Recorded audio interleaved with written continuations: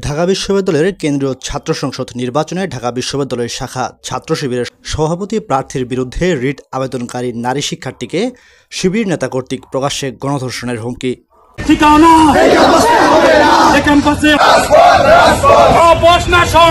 রাজশাহী বিশ্ববিদ্যালয়ের ছাত্রদল নেত্রী হেনস্থা এবং শিবিরের নেতাকর্মীদের দ্বারা সারা দেশের নারী শিক্ষার্থীদের লক্ষ্য করে অব্যাহত সাইবার বুলিংয়ের প্রতিবাদে বাংলাদেশ কৃষি বিশ্ববিদ্যালয়ের শাখা ছাত্রদলের বিক্ষোভ মিছিল অনুষ্ঠিত হয়েছে।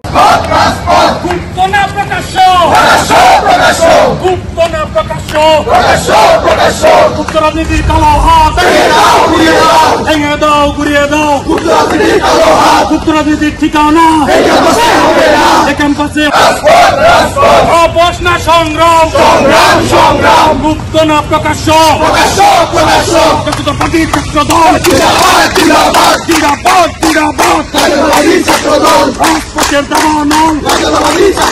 আমরা সত্যি আমরা